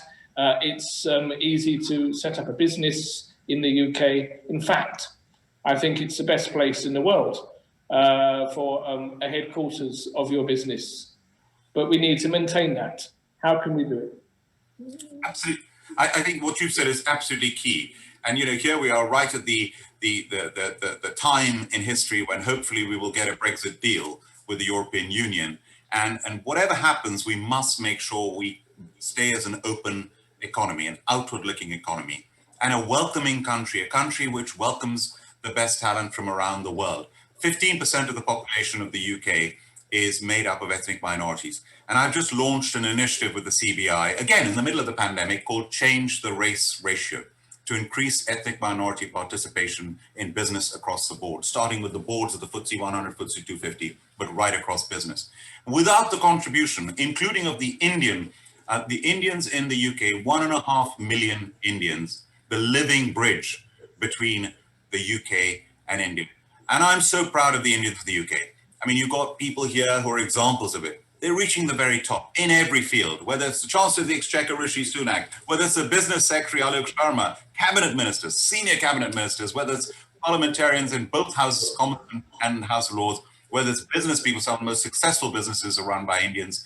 Some of the chief executives of 100 companies like Reckitt and Benckiser, Lakshman, who's the chief executive there, Ivan Menezes, my friend, who's the chief executive of Diageo, one of the biggest drinks companies in the world. I mean, this is phenomenal. Academics, Savanki Ramakrishnan, president of the Royal Society, the preeminent for a scientist to have those letters FRS after your name, Nobel Prize winning, Trinity College, Cambridge fellow, Savanki Ramakrishnan. So we are doing fantastically well, and I'm so proud of that. And we've got to keep building those bridges. Just today, by the way, we had the launch event of the new Healthy Cities Task Force Commission, which I'm a member of, chaired by my friend Richard Best, Lord Best in the House of Lords with me. Again, headquartered at Oxford University. And one of the examples that I gave is of India and the target for 100 smart cities and the technology that's going to be used in cities. So that's what we're going to work with. And it's a global initiative where I want India and the UK to partner when it comes to healthy cities going forward. There is no end to the possibilities. Well, we look forward to working with you on that, I'm sure, as a network. On the subject of small businesses, when you were appointed as president of the CBI, you said you had 4 priorities, one of which was to make the CBI the home for all businesses of any size and not just a voice for big businesses. How are you going to achieve that? There's this impression that the CBI is the most important business organization in the UK, and that is a 100% right impression. But there's also an impression that it is only the organization for big business, the FTSE 100, FTSE 250. Well, the reality is the majority of FTSE 100, 250 are members of CBI. What people don't realize is CBI also represents 190,000 businesses at every corner of the United Kingdom, and in England, Wales, Northern Ireland, Scotland. People don't know that, and I want to highlight that. I want more entrepreneurs to join the CBI. And also, on top of that, what people do not realize is every major, almost without fail, trade association, from the National Farmers Union to the Institute of Chartered Accountants to the Pharmaceutical Association to the Hospitality Association, they're all members of the CBI. So we represent sectors across the board, regions across the board, with great depth and breadth. And I think that's what I want to make sure we champion all businesses, including SMEs. Thank you. Given everything that's happened in 2020, what do you think the future holds for entrepreneurs globally? If you look back to India, one of the things that really used to bother me from my childhood and a young person, teenager growing up in India, was that it was a closed economy. When India liberalized from 1991, what happened was India opened up, and the reforms have continued. They're continuing to this day. But what happened, more importantly than anything, is that the entrepreneurial spirit, capability, and potential of India was just unleashed. And you've seen the power of entrepreneurship in a country like India, what happens when it's unleashed. It's phenomenal. The whole world is looking to want to invest in it, wants to partner with it. Similarly, in the UK, when I went as a student in the early 80s, the UK was known as the sick man of Europe. It was a country that had no future economically. It had a glass ceiling. I was told I could never get to the top as a foreigner. Entrepreneurs were looked down upon. The economy opened up in the 80s. Where is the UK today? Alongside India, 5th and 6th largest economies in the world. And when it comes to entrepreneurship, the UK is now one of the most entrepreneurial countries in the world. It's one of the best places to have your headquarters if you want to be an entrepreneur. Look at the clusters like Cambridge with the phenomenal technology, research, high-tech companies, biotech, all working together. City of London with one of the top 2 financial centers in the world. We've got phenomenal places to start a business, and entrepreneurship is flourishing in the UK, flourishing in India. People like Alpesh are putting the two together. Let's make it happen. And thank you for all you do on that front as well, Andrew. Thank you very much for that, and I completely endorse your comments about our mutual friend Alpesh, who does a fantastic job as well. I have one last question because we've nearly come to time, and this has been a great discussion. You've shared so much in this 30 minutes, but just perhaps to summarize or perhaps to bring something new. to the perspective. It's up to you. When you face the toughest times with your business, what are the 3 things that will ultimately get you through? I've nearly lost my business 3 times, and each time is very different. And the 3 things that got me through were exactly the same. One is having a strong brand, and I'm very proud to say that in our case, the Cobra Beer brand has been very strong, very resilient, as we've proven in this crisis as well just now. The second thing is having a great team. And you know what we've realized in this crisis more than ever, is it's the people first. It's the companies that put their people first. People will remember how they've been treated during this crisis. And if you put your people first, that's the most important thing.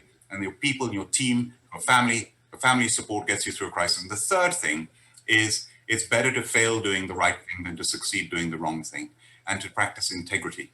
Do what you're doing with integrity. So strong brand, team support, integrity, and you can get through any crisis. I think that's a perfect end to a perfect discussion, and I'm just reflecting. I think if I think about it, probably they're the 3 things closest to my heart as a civil servant, running one of our offices here in India, and I'm definitely blessed with a great team, a good brand, and I believe integrity is something that we all stand for. So we're at one with that. And really, I just want to thank you so much for your time in your busy schedule. I'm sure everybody enjoyed your insights and your openness as ever. And as I said earlier, I very much look forward to when you're able to come back and visit Hyderabad. There always will be a warm welcome for you here. Thank you. Thank you very much. Thank you, Andrew, and thank you for all that you do for UK-India relations. You're a true champion for all of us, and we really appreciate it. Thank you, Geeta, and thank you to Ty. May Ty go from strength to strength. Thank you very much. Thank you. Our next session is a much awaited conversation with 2 of our VCs, Contact and Unicorn India Ventures. It's my pleasure to introduce Mr. Mahesh Ramachandran, who's a partner at Contact, and Anil Joshi, who is with Unicorn India Ventures.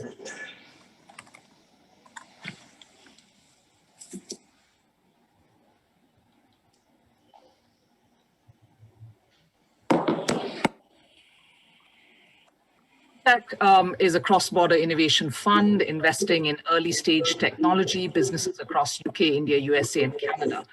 All of us know that Contact specializes in cross-pollination of technologies between these geographies and sort of unlocking that significant value that both its investee companies and investors bring. So headquartered in the UK, Contact has been operational since 2005, and their focus is on revenue-generating companies which are working on emerging technologies like IoT, AR, VR, AI, blockchain, and sectors covering fintech, smart cities, agri-tech, and health tech, and more. Mahesh will talk more about that, but welcome to Anil as well. Anil from Unicorn India Ventures. Unicorn, as everyone knows, needs an introduction, is an early stage technology-focused India-registered venture fund. They have strong investment focus on groundbreaking technology, products, technology-backed services or processes across the consumer, enterprise, healthcare, and deep tech domains. So welcome to both of you. Pleasure to have you on this session. It is a much awaited one. It's a special focus on the India-UK corridor.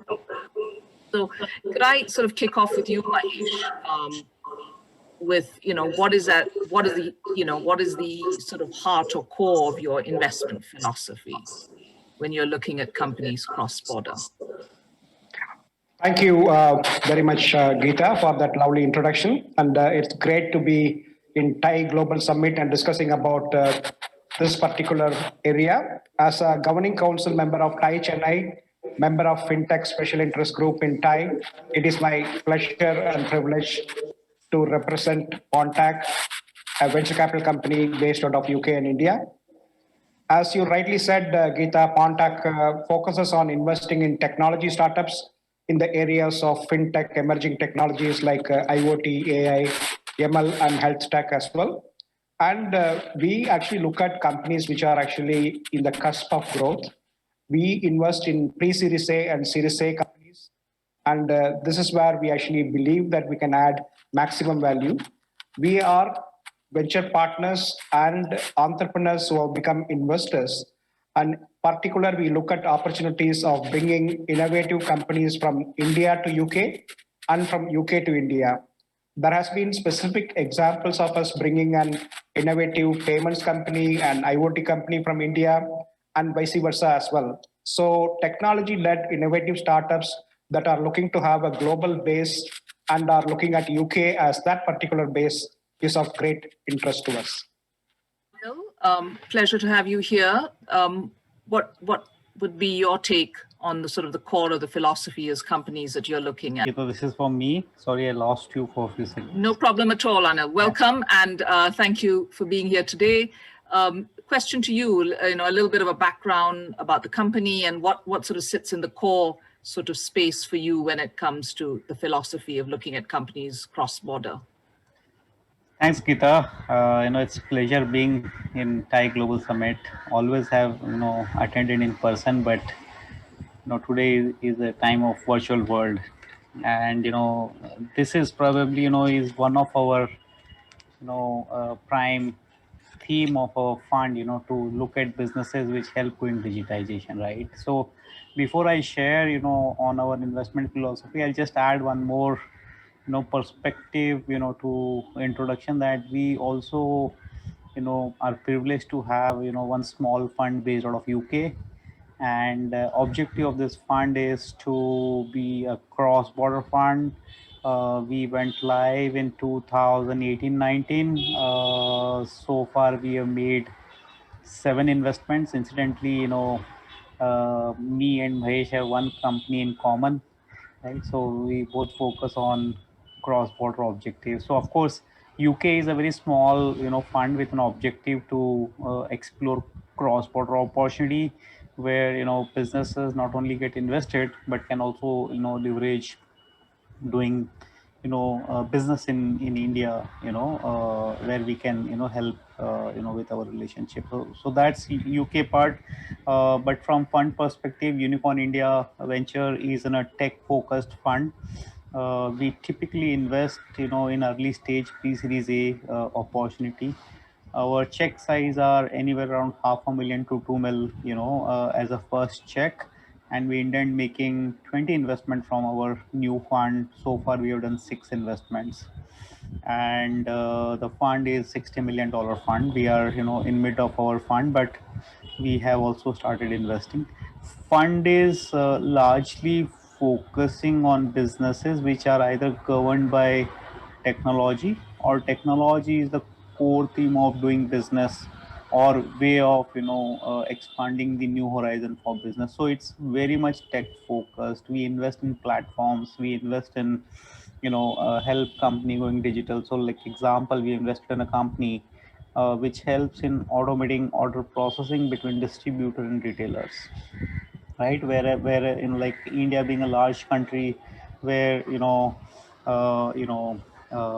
it's all manual, fractured, unstructured, and technology is helping synchronizing and putting some sense to doing business. So that's the kind of investment we have also invested in a robotic company which helps avoiding manual scavenging. So it's pretty much diversified, but with a central theme of investing in tech focused funds. So that's our philosophy. Thank you. Do you feel the corridor is crowded now, the UK India corridor? Do you feel it's a crowded space? What's your take on it now? Oh, not at all. I think it is just getting started. And friends like Alpesh and Mahesh and many others who are actually helping bridging the gap, and thanks to Consulate who continuously help connecting us and UK businesses. I think there is a lot to do between India and UK. I was hearing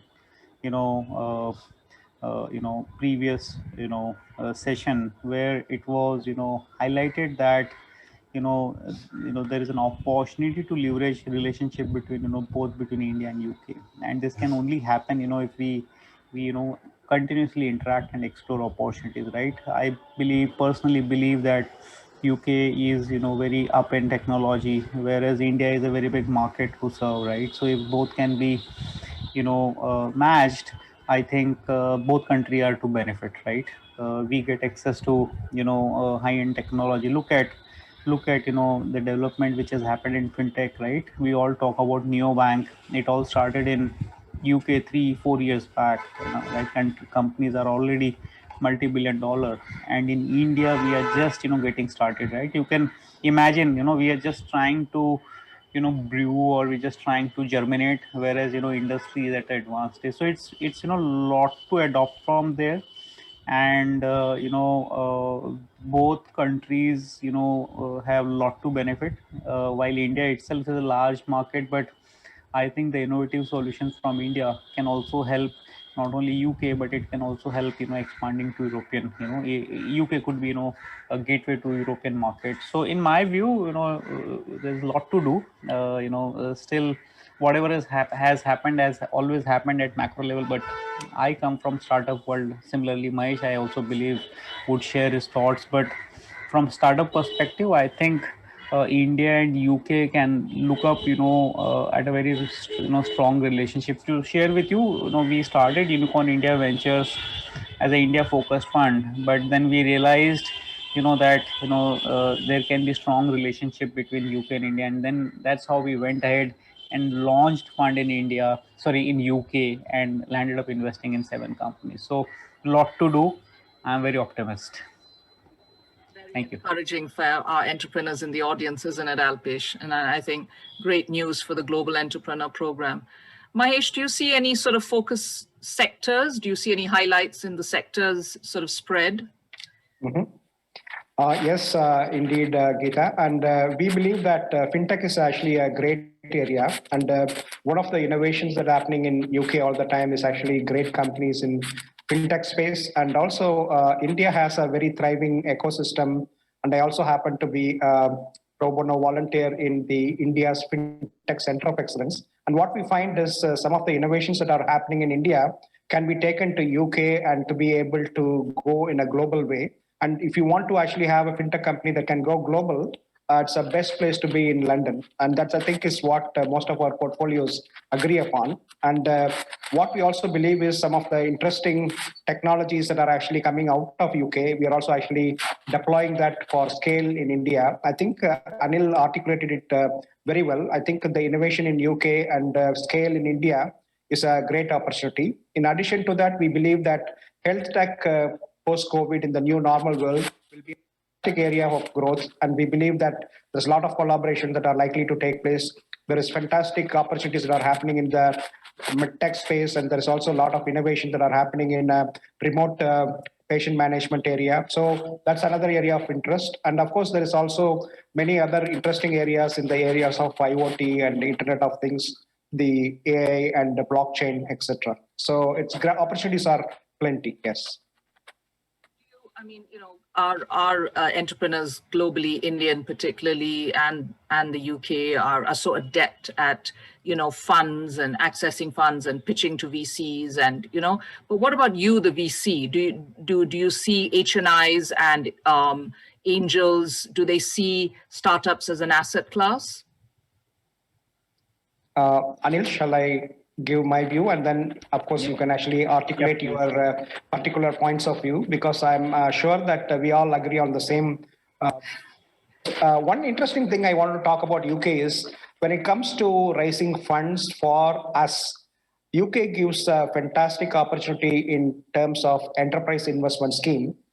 This is very, very peculiar for UK because no other countries in the world is as generous as providing the taxpayers to invest in a fund where they get some tax benefits. This can be about 30% or about 50%, depending upon the stage of risk that they actually invest into companies. And also, we actually spoke about the British Business Bank and various other schemes that are actually available from the UK government, And that is another fantastic area of doing it. And I'm just completing it from my UK perspective. I'm sure Anil has more points of view to add to this.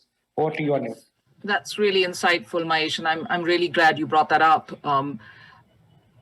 I show you the audience. I didn't plant that question, but that was definitely on my mind as quite a sort of an accelerator in this world of venture capital and angel. Over to you, Anil.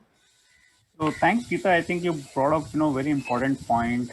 My experience dealing with both side of countries investing, raising money in India, investing in India, in UK, investing in UK. I think while Indians are pretty pro investing in UK, and likewise there has been investments happening in India, but I believe unlike other countries who are more active, I'm talking about from investors perspective, I'm not talking about startup, right? Because startup will find their way. They are just like water. Wherever they see slope, they will roll over. So there's not much to worry about startups. They land up finding either side, right? Like Indian company, if they see advantage being in UK, they just flip over. Likewise, I think I had interacted with couple of Britishers who started and exploring in India. So that piece is sorted. What I wish to highlight, I think there is an opportunity for both side of countries to explore investments in either of countries. More so for UK, of course, UK offer one advantage to VCs over there, that they have access to entire European market, right? Most of the VCs based out of there, very much focus, in Europe for Europe, right?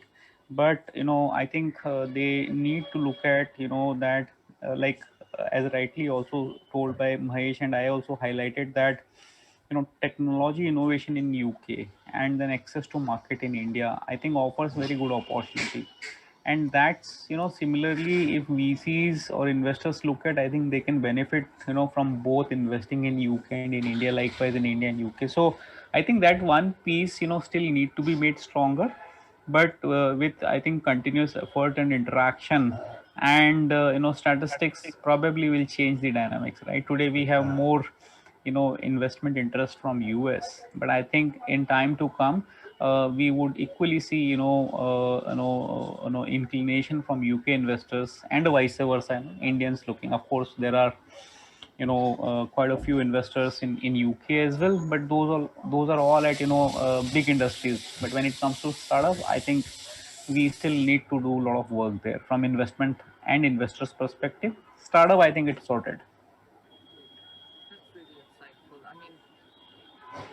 We're unfortunately running over, and I would really have loved to have taken this conversation a little longer, but what do you think would be your big takeaway for the audience, who are, startups, wanting to know what's the next best thing, what's the next best steer, what are you, the VCs, thinking, and what would you like to see in front of you?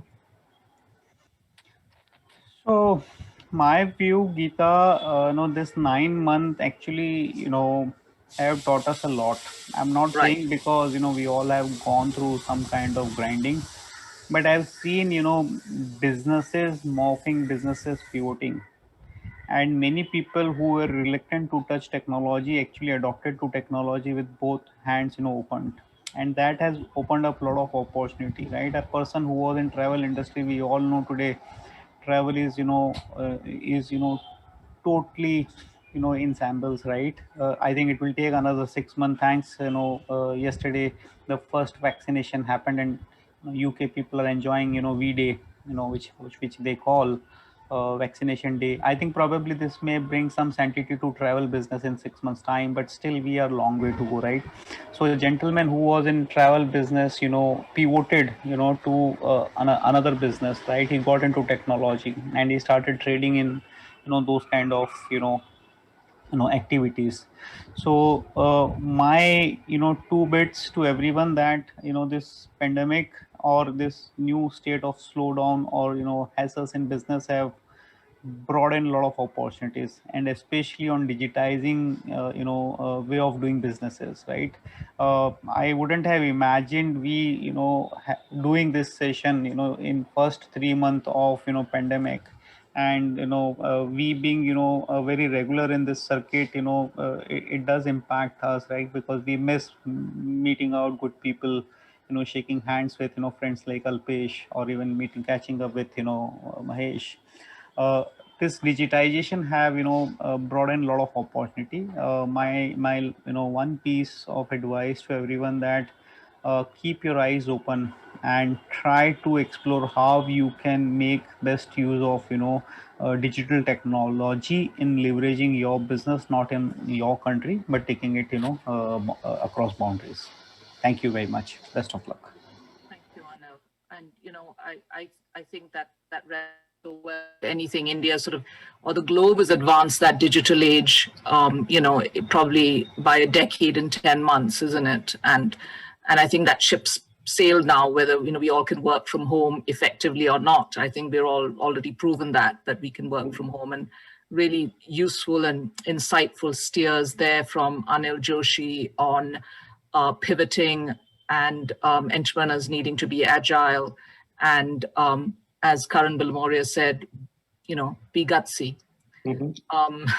Over to you, Mahesh. What do you think you would like to see going forth, and what's the words of wisdom to the entrepreneurs out there who braved this 9 months of uncertainty?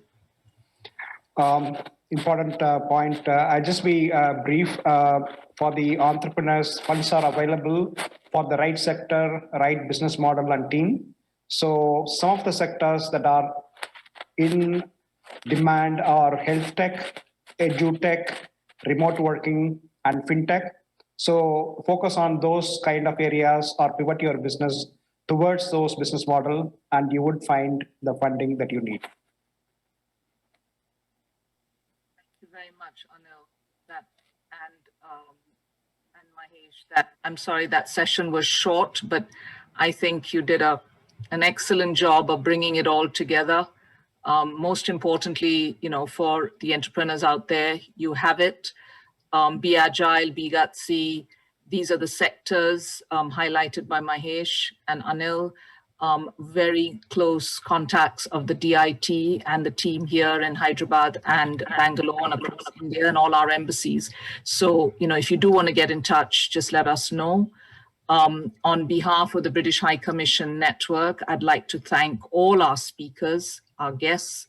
I would really sort of emphasize that the UK, as you've now heard it from our experts, you've heard it from a variety of professionals, that the UK really is about access. It offers you the economic opportunity. There's access to talent, there's civic ambition. We're all about empowering innovative public services. We want you to come and help us become more digitally enabled.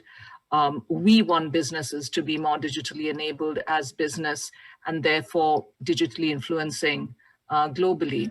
So Alpesh is there, he's sitting at the end of his chair. I think he knows that, tech to great. Do you have a technology that's going to save the world? Alpesh will be there ready to steer you through, open doors for you with investors, offer you strategic advice, technologies which can make democracies like both our nations more transparent and effective in giving a voice to all, is what the UK government's after.